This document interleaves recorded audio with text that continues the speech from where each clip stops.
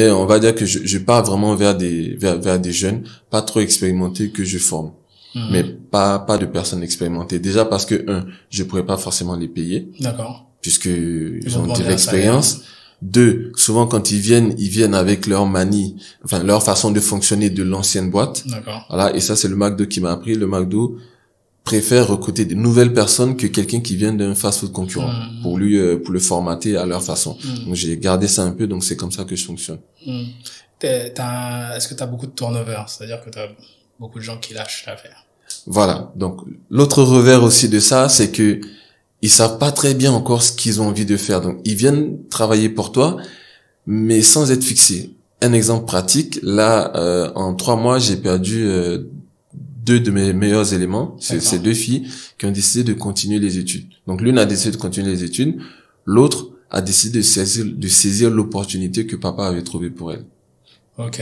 Voilà. Donc, ils n'ont pas encore l'assise pour dire que, voilà, c'est ce que je veux faire, j'ai décidé de le faire, et je fais, ils pensent très peu carrière. Voilà, à cet âge-là. Et ça faisait combien de temps ils étaient avec toi? À peu près 8 mois, 9 mois. C'est court, hein? C'est court, oui, effectivement. Mais elles étaient déjà, elles faisaient partie des meilleurs éléments de tes équipes. Je dirais pas meilleures, mais elles étaient bonnes. D'accord. Mais au-delà de ça, ce qui a été beaucoup plus douloureux, c'est qu'on a passé énormément de temps à les former.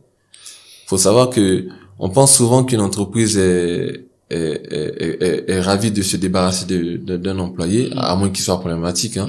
Mais quand il est pas problématique et qu'on s'en débarrasse peut-être pour des raisons économiques, c'est pas avec joie qu'on le fait, parce que derrière, faut prendre une autre personne qu'il faut former. Et moi, dans mon processus de fonctionnement, je forme beaucoup, je leur donne beaucoup, en fait, en termes de formation. Il y a une chose ici qui est un peu surprenant, c'est que tu vas avoir une jeune fille ou un jeune homme qui a fait BTS dans un domaine. Ouais. Donc tu te dis quand même qu'il a 2 ans de pratique et de théorie dans ce domaine. On parle quand même du BTS, on parle pas du DUT ou de la licence. Mais après, quand elle commence, j'ai pas envie d'être méchant, mais voilà, tu te rends compte que pendant ces 2 ans-là, il s'est pas passé grand-chose en fait. D'accord. Voilà. Donc du coup, malgré que tu crois que le BTS est une garantie pour que la personne ait un certain niveau pour juste compléter, tu te rends compte des fois qu'il faut tout recommencer. D'accord.